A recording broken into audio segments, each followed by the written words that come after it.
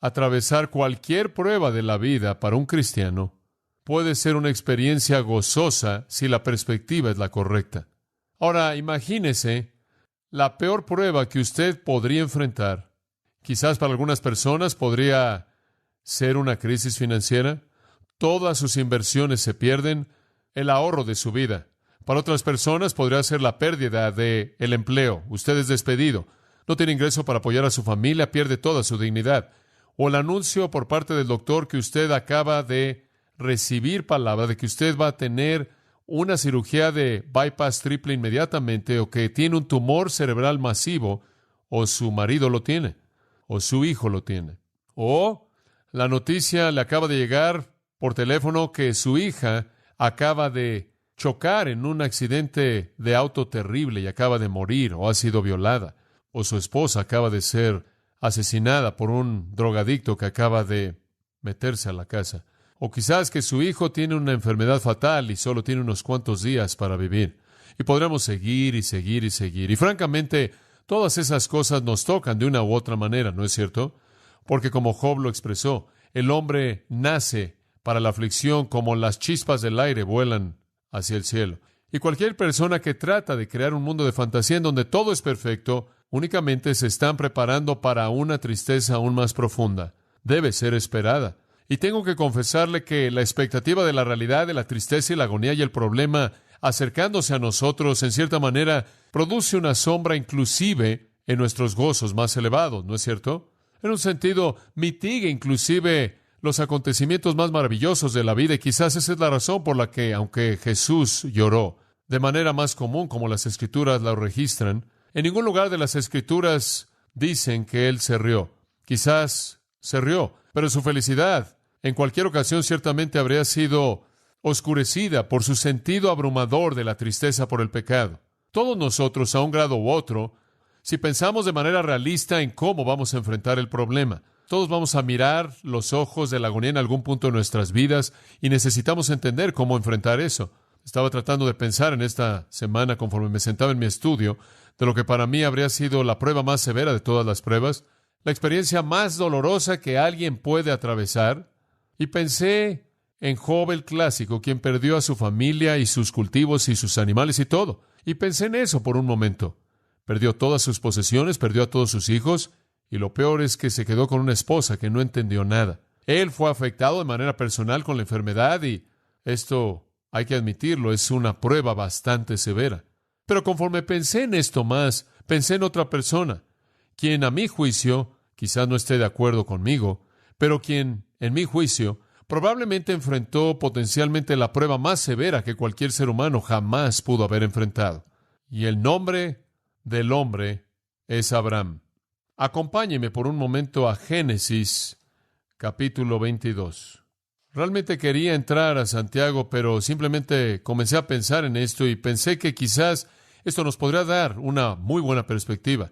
Creo que lo que Dios hizo que Abraham enfrentara, sin duda alguna, es la prueba más difícil que jamás alguien ha enfrentado. En Génesis 22, versículo 1 dice: aconteció después de estas cosas que probó Dios a Abraham. Este es una peirasmos, esta es una prueba para Abraham. Esta es una prueba para Abraham. Él enfrentó la prueba más severa que podemos imaginarnos. Dios probó a Abraham y le dijo: Abraham, y él respondió: heme aquí. Y dijo: toma ahora tu hijo, noten el énfasis, tu único Isaac, a quien amas. Es casi como si Dios estuviera frotando la prueba. No solo tu hijo único, sino el que tú amas. Y vete a tierra de Moría y ofrécelo allí en holocausto sobre uno de los montes que yo te diré. Increíble. Quiero un sacrificio de ti, quiero un sacrificio humano, quiero a tu hijo, quiero que vayas ahí, quiero que lo mates como una ofrenda para mí. Esto no encajó con la teología de Abraham. No había historia alguna en el pacto de Dios del sacrificio humano. Eso era algo pagano. Ningún hijo de Dios jamás ofrecería a su propio hijo en sacrificio humano. Además, este era el hijo de la promesa. Dios había tocado los lomos muertos de Abraham y le había permitido llegar a la consumación de una relación con su esposa, Sara, quien también estaba seca en sus propios lomos, y producir un hijo del pacto, un hijo de la promesa, un hijo de esperanza, un hijo de Sara, quien había sido estéril su vida entera. ¿Por qué es que Dios pediría un sacrificio humano cuando Él nunca antes había pedido un sacrificio humano? Y hacerlo sería la antítesis de todo lo que Abraham sabía que era verdadero acerca de Dios. ¿Por qué Dios llegaría al punto de capacitar a un hombre y una mujer que se acercaban a los 100 años de edad, que había sido estéril toda su vida, para producir un hijo y después pedir que el hijo fuera matado? ¿Por qué Dios le haría una promesa a Abraham de que sería el padre de naciones y que la simiente que saliera de sus lomos será tan grande como la arena del mar y las estrellas del cielo, y después matar al único hijo que tenía? La idea entera era totalmente rara. Toda esperanza de descendencia en el Abraham de edad, toda esperanza de la promesa moriría. Abraham estaría matando a su amor, matando las promesas de Dios, dándole un golpe a la palabra de Dios, dándole un golpe a la virtud de Dios, dándole un golpe a la fidelidad de pacto de Dios, matando la promesa de Dios y cortando la línea del Mesías. Absolutamente inconcebible. Y lo que hace que sea la prueba más severa de todas no es que Isaac iba a morir, sino que Abraham iba a matarlo con su propia mano. Increíble. Es una cosa que el que usted ama muera, y es otra cosa que se le diga que mate a esa persona. Una prueba inconcebible. Una prueba que no tiene sentido de ninguna manera. No teológicamente, no en términos de la naturaleza de Dios, no en términos del plan de redención, no en términos de la palabra de Dios, no en términos de su amor o del amor de Abraham hacia Isaac. Si hubo algo que jamás le mandó Dios a un hombre que hiciera que merecía un argumento más bien extenso, era esto. Y habríamos entendido si Abraham hubiera dicho: mira, Dios, ¿puedes explicar esto, por favor? Esto no tiene sentido. No lo puedo hacer. Noten su respuesta. Versículo 3. Y Abraham se levantó muy de mañana y enalbardó su asno y tomó consigo 2 siervos suyos y a Isaac su hijo. ¿Qué? En la mañana se preparó para irse y se fue. Tuvo que cortar su propia madera para quemar a su hijo, a quien mataría. Y se levantó y fue al lugar a donde Dios le dijo que fuera. Un hombre sorprendente, un hombre absolutamente sorprendente, sin duda, sin retraso, sin argumentos, sin disputa, sin reacción. 3 días después, versículo 4, al tercer día alzó Abraham sus ojos y vio el lugar de lejos. Entonces dijo Abraham a sus siervos: esperad aquí con el asno, y yo y el muchacho iremos hasta allí, y adoraremos, y volveremos a vosotros. Debe subrayar esto. Yo y el muchacho iremos hasta allí, y adoraremos, y volveremos. Aquí está el secreto, mantenga eso en mente. Él dijo: ambos regresaremos. Y tomó Abraham la leña del holocausto y la puso sobre Isaac su hijo, y él tomó en su mano el fuego y el cuchillo, y fueron ambos juntos. Entonces habló a Isaac a Abraham su padre, y dijo: Padre mío. Y él respondió: heme aquí, mi hijo. Y él dijo: he aquí el fuego y la leña, mas ¿dónde está el cordero para el holocausto? Hombre, esto es agonizante. Un hijo que confía, que no sabe lo que está pasando, lo dice de una manera tan amorosa y gentil a su padre, al hablar de este acto de adoración: ¿dónde está el cordero? Y Abraham le dijo: hijo mío, Dios se proveerá de un cordero para el holocausto. Y ambos fueron juntos. Y usted debería subrayar eso. Como puede ver, yo creo que en la profundidad del corazón de Abraham, él sabía que Dios tenía algo en mente que era coherente con la naturaleza de Dios y coherente con el pacto de Dios. No sé lo que él sabía que era específicamente, pero creo que tenía una buena idea. Y cuando llegaron al lugar que Dios le había dicho, edificó allí Abraham un altar, y compuso la leña, y ató a Isaac su hijo, y lo puso en el altar sobre la leña. Y extendió a Abraham su mano, y tomó el cuchillo para degollar a su hijo. Puede detenerse en ese punto. Increíble. ¿Entiende usted al leer esa historia lo que significa cuando dice que Abraham creyó a Dios y le fue contado por justicia? ¿Entiende por qué el Nuevo Testamento dice que Abraham es el padre de los fieles? Él es el modelo más importante de confianza en Dios que la Biblia conoce fuera de Cristo. El hombre está en el punto de meterle el cuchillo al pecho de su propio hijo. Algo impensable, ¿qué prueba? Contradictorio, indescriptible, doloroso, homicida, incoherente con todo lo que él conocía acerca de Dios, y sin embargo, él es sumiso, él es obediente, él va a adorar a costa de lo que sea. Y Dios tomó la disposición de Abraham como un ejemplo. Dios lo juzgó en base a su disposición y no lo hizo cumplir el acto. Versículo 11. Entonces el ángel de Jehová le dio voces desde el cielo y le dijo a Abraham: Abraham, y él respondió: heme aquí. Y dijo: no extiendas tu mano sobre el muchacho ni le hagas nada, porque ya conozco que temes a Dios. Adivine qué. Esta fue una prueba y Abraham, ¿qué? La probó, la pasó. Él obedeció la palabra de Dios sin importar el costo. No me rehusaste tu hijo, tu único. Ahora Abraham nos muestra que podríamos ser probados en cosas muy cercanas a nosotros. Podremos ser probados en cosas muy cercanas a nosotros, como un hijo, una hija, o un marido, o esposa, o amigo. Quizás tengamos que ofrecer a nuestro propio Isaac, entregar a los que amamos más al Señor, no solo en la muerte, pero quizás en la vida. Quizás al dejarlos ir a donde Dios quiere que vayan y no necesariamente a donde queremos que ellos vayan. Como puede ver, cuando Abraham estuvo dispuesto a entregar a Isaac sin importar cuánto significaba Isaac para él, en todo sentido, él mostró al estar dispuesto a entregarlo, escuche esto, que él tenía el derecho de quedárselo. ¿Ve eso? No fue posesivo. Él se lo entregó a la voluntad de Dios. ¿Por qué? Porque él haría cualquier cosa que Dios le pidiera hacer. Ahora tenemos muchas pruebas en la vida, pero nunca me podré imaginar una prueba como esa. No me puedo imaginar lo que yo haría si Dios me dijera que hiciera eso. No me puedo imaginar lo que yo enfrentaría, pero creo que podemos concluir a partir de esto que entre más excelente o más difícil la obediencia, más excelente es la obediencia. Y entre más difícil es la obediencia, más abnegación hay inherente en ella. Entonces aquí tiene usted una obediencia que toma un grado tremendo de negarse a uno mismo y por lo tanto es la más excelente. Abraham pasó la prueba. Él dice, ahora sé que temes a Dios. En otras palabras, verdaderamente reverencias a Dios a costa de lo que sea. ¡Qué prueba! El comentario de esta prueba de Abraham se da en el 11º capítulo de Hebreos. ¿Sería tan amable de acompañarme ahí por un momento? Hebreos, capítulo 11, en el versículo 17. ¿Cómo es que Abraham hizo esto? ¿Cómo es que pudo encontrar la fortaleza para hacer esto? Hebreos 11:17 nos dice de manera muy clara. Las primeras dos palabras del versículo 17 nos cuentan la historia entera. ¿Por qué? La fe. Por la fe Abraham, aquí viene de nuevo, lo debe subrayar.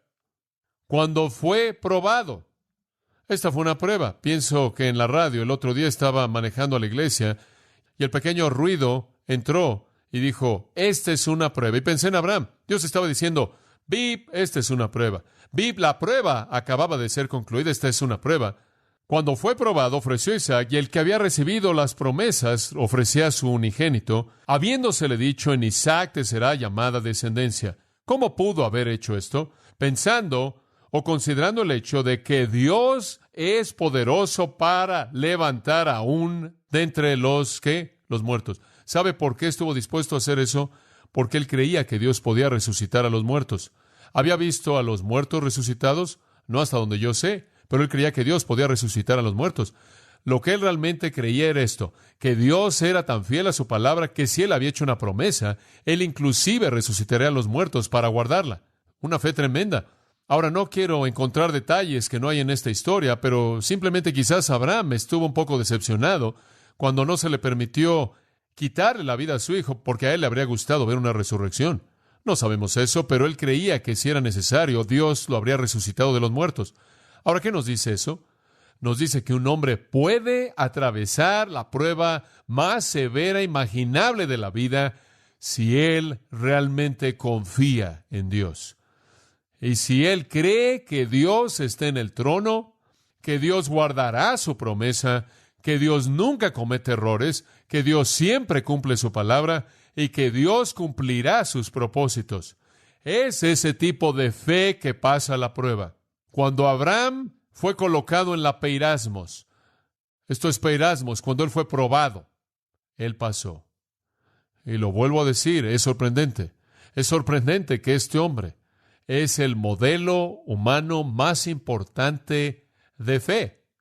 En Gálatas 3, versículo 7, sabed, pues, que los que son de la fe son los hijos de Abraham. Cualquier persona que vive por la fe en Dios es en un sentido espiritual un hijo de Abraham. Él es el padre de los fieles. Él es el modelo de la fe. El versículo 9 dice que los que son de la fe son bendecidos con Abraham el fiel. Él sabía que mediante sus lomos las naciones del mundo serían benditas, y él sabía que Dios guardaba su palabra y Dios lo cumpliría. Ahora, amados, tenemos que reconocer que Dios va a permitir que enfrentemos pruebas. Y lo que nos sostiene en medio de eso es nuestra confianza en Dios, nuestra fe de que Dios está haciendo todo para su propio propósito santo.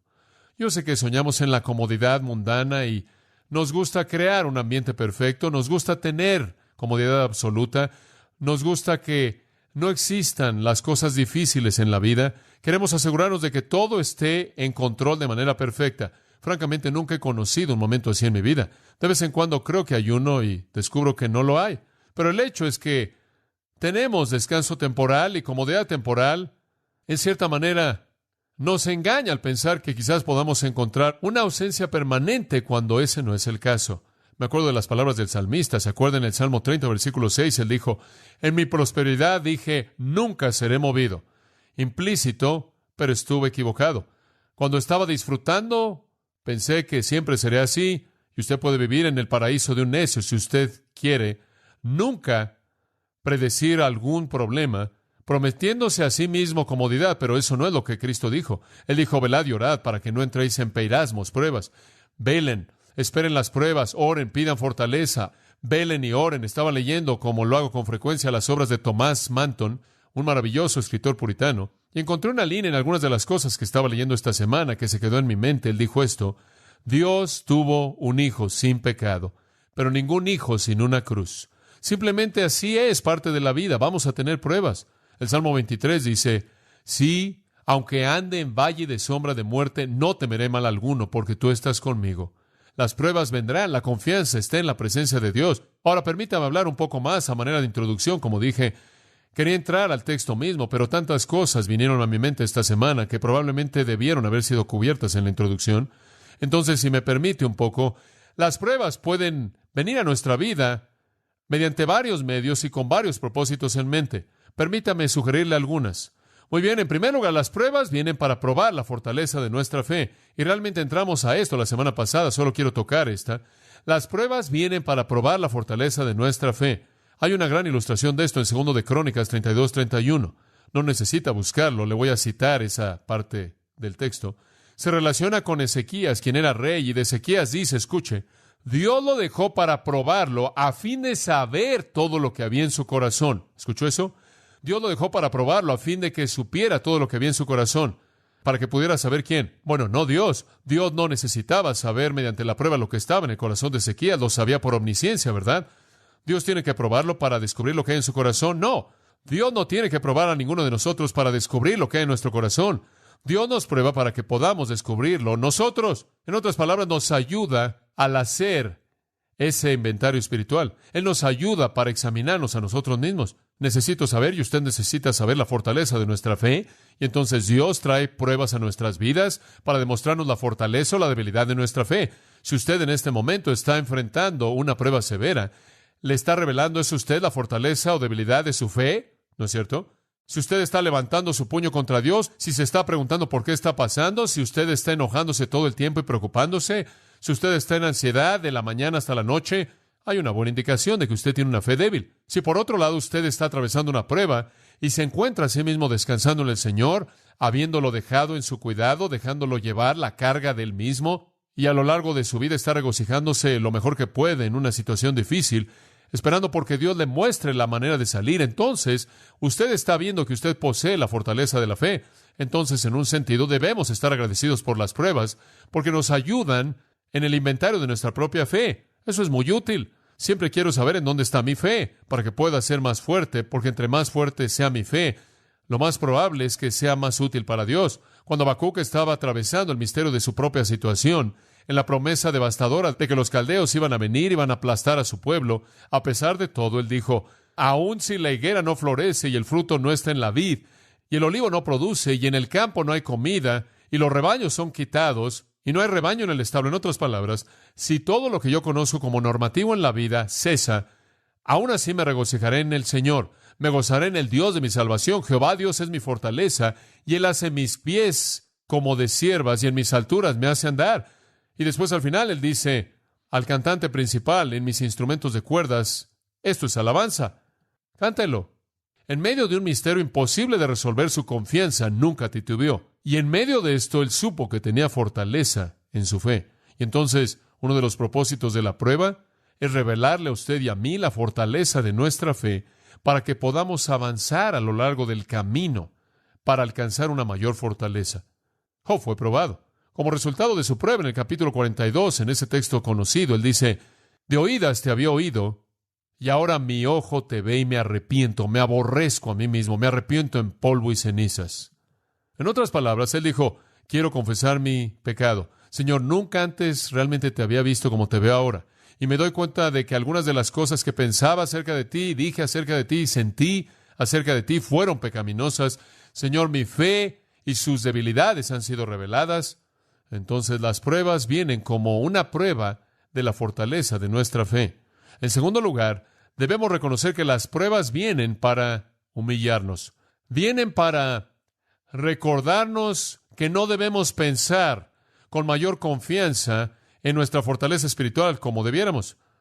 Está relacionado de cerca con la primera, pero es un poco diferente. Vienen no solo para mostrarnos nuestra fortaleza, sino que vienen para humillarnos, no sea que pensemos que somos más fuertes espiritualmente de lo que somos. Esto es ilustrado, creo yo, quizás de la manera más vívida como en cualquier otro lugar en las Escrituras. En el maravilloso testimonio de Pablo en 2 Corintios 12, usted sabe, él dice en el versículo 7, él dice: no sea que me enaltezca en sobremanera. En otras palabras, a menos de que yo tenga un concepto más alto de mí del que debo pensar, debido a la abundancia de las revelaciones y por haber sido arrebatado al tercer cielo y todas las cosas que Pablo pudo hacer y el poder del Espíritu, milagros y señales y maravillas y obras poderosas y revelaciones que le vinieron a él por parte de Dios. Y en medio de todas estas cosas, él bien pudo haberse exaltado en su propia mente. Y para que la grandeza de las revelaciones no me exaltase desmedidamente, me fue dado un aguijón en la carne para afligirme, simplemente para bofetearme todo el tiempo, no sea que me exalte en sobremanera. Y debemos reconocer que Dios permite pruebas en nuestras vidas, especialmente cuando somos bendecidos en lugares de servicio espiritual, para mantenernos humildes, no sea que pensemos que tengamos más confianza en nuestra propia fortaleza espiritual de lo que debiéramos y comencemos a sentirnos como si fuéramos invencibles. Hay una tercera razón conforme pensé en estas cosas, y estas realmente son mis propias reflexiones. Estoy tratando de verlos desde el punto de vista bíblico y personal. Yo creo que el Señor trae pruebas a nuestras vidas también para alejarnos de cosas mundanas. Para alejarnos de cosas mundanas. ¿Alguna vez se ha dado cuenta de que conforme pasan los años y ha acumulado más cosas, más muebles o autos o casas o cuentas de banco o lo que sea, más éxito ha tenido, más cosas mundanas ha hecho, ha estado aquí, ha estado allá, ha viajado, ha visto esto, ha habido aquello? ¿Ha notado que conforme eso ha pasado en su vida, esas cosas tienden a tener menos y menos importancia? Hubo un tiempo cuando usted pensaba que eran las cosas más deseables en la vida y ahora usted ya no piensa eso porque no han podido satisfacer o enfrentar o ayudarle con lo que realmente importa en la vida. Realmente no resuelven problemas profundos, ansiedades grandes, heridas, y cuando las pruebas vienen a su vida y cuando usted busca todas esas cosas mundanas y no hacen diferencia alguna y no significan absolutamente nada, esa prueba lo está alejando de esas cosas, porque está demostrando su incapacidad total de resolver algún problema o de proveerle algún tipo de recurso real en un tiempo de estrés. Necesitamos ser alejados de eso. Felipe, usted sabe, en Juan 6, él viene a Jesús y él dice: ¿cómo vamos a encontrar pan para alimentar a estas personas? Él está viendo las cosas desde un punto de vista mundano.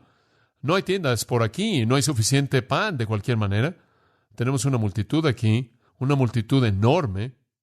¿Cómo vamos a conseguir alimento para 5,000 hombres más las mujeres y los niños? Y entonces él dice: bueno, Felipe, tú dime, ¿dónde vamos a comprar pan? Y dice en el versículo 6, y esto lo dijo para probarlo. Quería saber si Felipe iba a buscar recursos mundanos. Y claro, así lo hizo. Pero no sirvió de nada en ese punto, porque el Señor entonces creó una comida y rápidamente alejó a Felipe de las cosas mundanas y lo satisfizo con las cosas espirituales. Pienso en Moisés. ¿Se acuerdan en el capítulo 11 de Hebreos, versículos 24 al 26? Él había sido creado en la casa de Faraón. Él había sido creado como un príncipe en Egipto. Durante 40 años él fue educado. Él literalmente estaba en la línea de la familia de Faraón para la prominencia. Él había alcanzado el ápice de la sociedad egipcia, la cual estaba en la cúspide del mundo. Toda la educación, todo el dinero, todo el prestigio, todo el honor, todo el éxito, toda la comodidad estaba ahí en sus manos.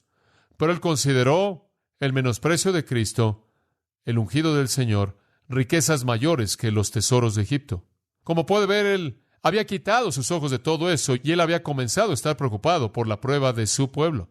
Y el Señor usó esa prueba para alejarlo de las cosas mundanas. Las pruebas van a hacer eso. Hay un cuarto, creo yo, propósito en las pruebas. Creo que nos llaman a lo que podríamos llamar una esperanza eterna. Las pruebas en la vida, no sé cómo operan para usted, pero sé que operan así en mi vida.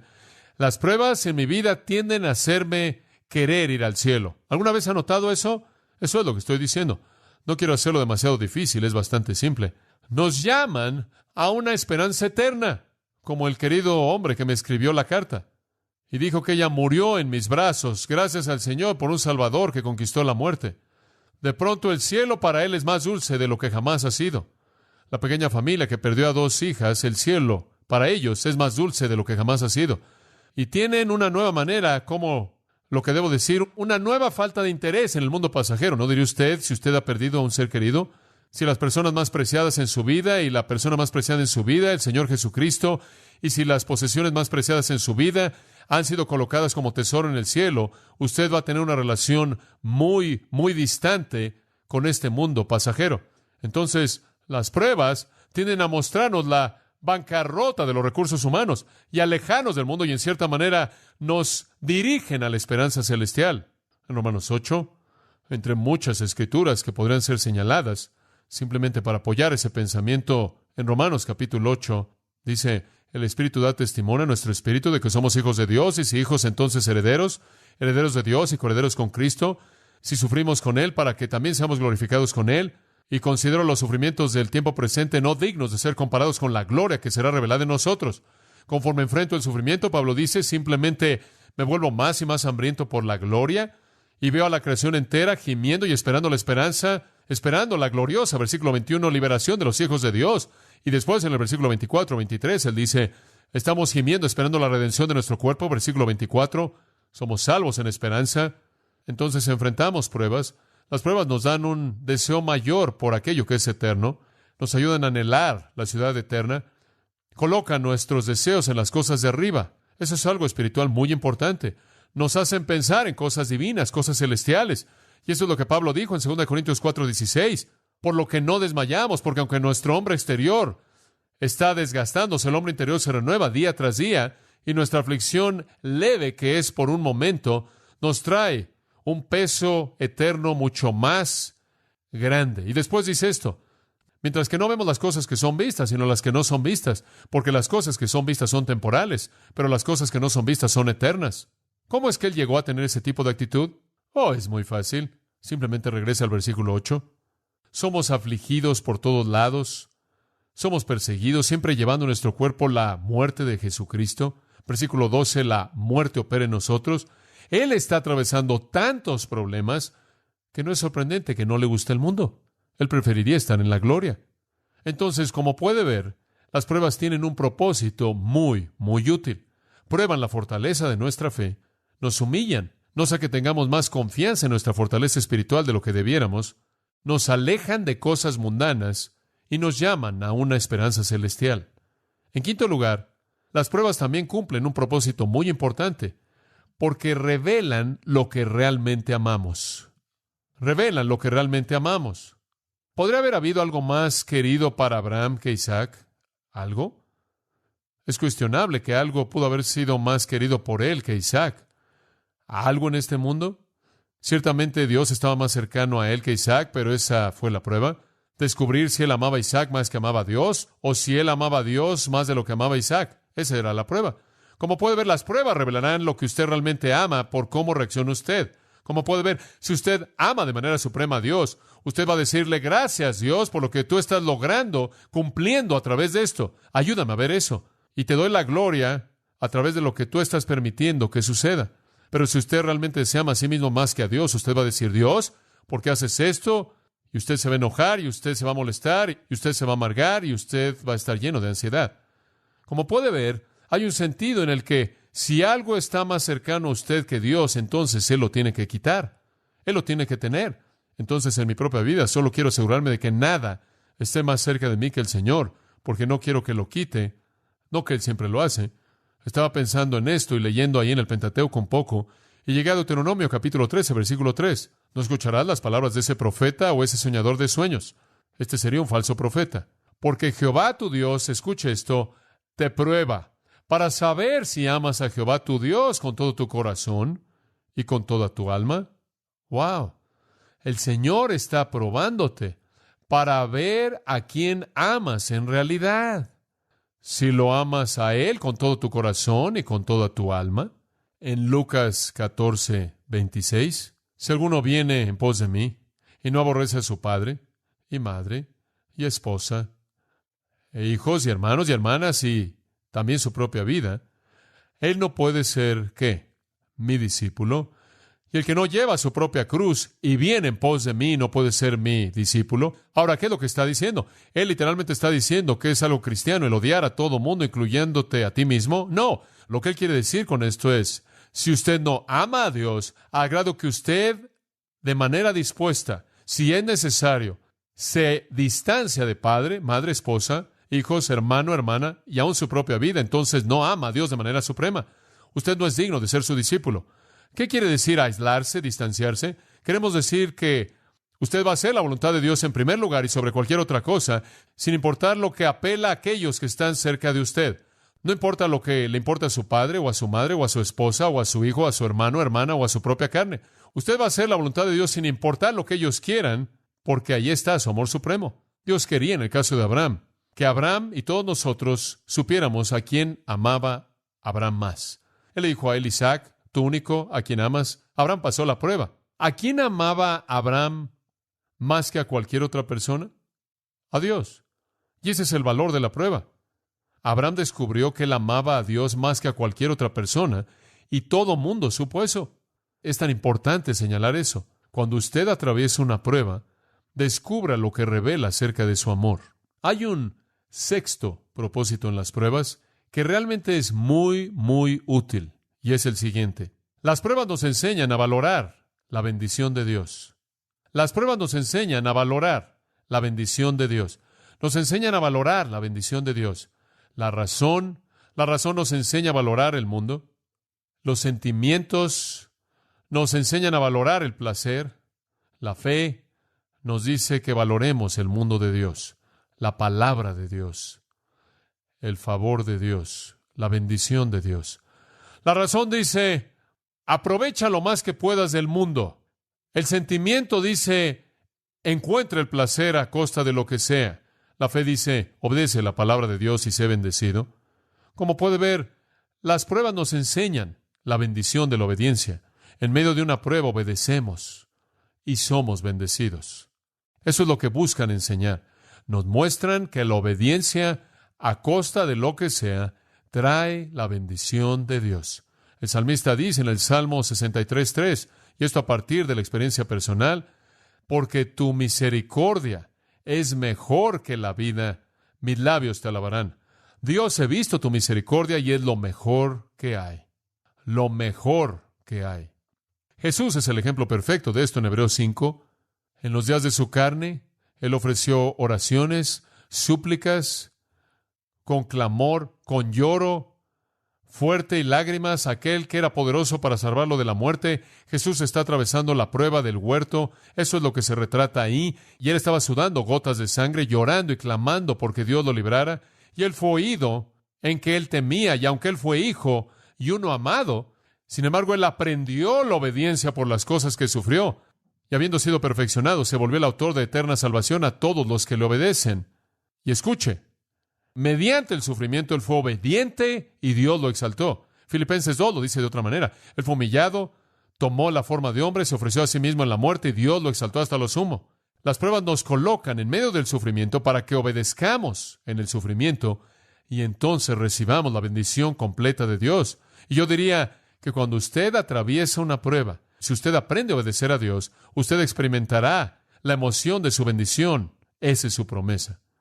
Permítame darle dos más que son propósitos del sufrimiento. Número 7, el sufrimiento viene, y este es un propósito de mucho, mucho valor. El sufrimiento viene para capacitarnos, para ayudar a otros en su sufrimiento.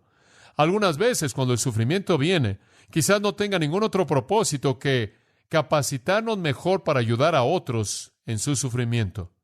Yo pienso en eso con respecto al capítulo 22 de Lucas, en donde Jesús le dice a Pedro y el Señor le dijo: Simón, Simón, he aquí Satanás os ha deseado para zarandearos como a trigo. Satanás te va a tomar y te va a sacudir. Y yo he orado por ti que tu fe no falle. Ahora escucha esto, para que cuando tú te vuelvas, tú salgas de eso. Él dice, fortalezcas a tus hermanos. Ahí está, un propósito maravilloso. Es como Jesús en Hebreos capítulo 4, Hebreos capítulo 2 también, quien se convierte en un sumo sacerdote misericordioso y fiel, que es poderoso para ayudar a aquellos que vienen a Él, porque Él ha enfrentado toda prueba que nosotros hemos enfrentado, ¿verdad? Eso es lo que lo hace a Él un sumo sacerdote fiel y misericordioso. Entonces enfrentamos pruebas con el propósito de poder ayudar a otros. ¡Qué maravilloso!